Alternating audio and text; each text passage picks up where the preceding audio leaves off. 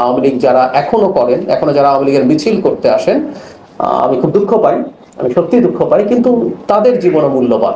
তারা এই রাষ্ট্রের নাগরিক, এটাও আমরা বিশ্বাস করি।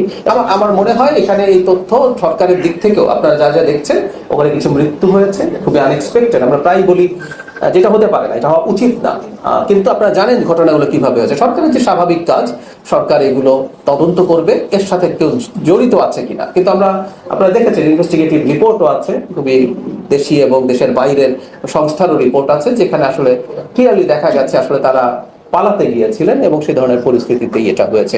এগেইন আমরা দুঃখজনক মনে করি এবং প্রত্যেকের প্রতি আমরা এই আহ্বান জানাতে চাই, রাষ্ট্রের আইন যেন তারা মেনে চলেন। এখন পর্যন্ত নিষিদ্ধ আছে, আওয়ামী লীগ তো নিষিদ্ধ হয়, তাদের কর্মকাণ্ড নিষিদ্ধ আছে, তারা একটু অপেক্ষা করুন। আদালতে এটা যাবে, আমাদের মাননীয় স্বরাষ্ট্রমন্ত্রী জানিয়েছেন, আমাদের আইসিটি থেকে জানানো হয়েছে, তদন্ত চলছে, সেই সময়টা পর্যন্ত অপেক্ষা করলেই হবে। বিচারে যদি দেখা যায় যে তাদেরকে নিষিদ্ধ করা হচ্ছে না, আবারও বলছি এটা আদালতের এখতিয়ার, তিনি সব পক্ষকে শুনেই সিদ্ধান্ত নেবেন, তাহলে তারা তাদের কর্মকাণ্ড করতে পারবেন।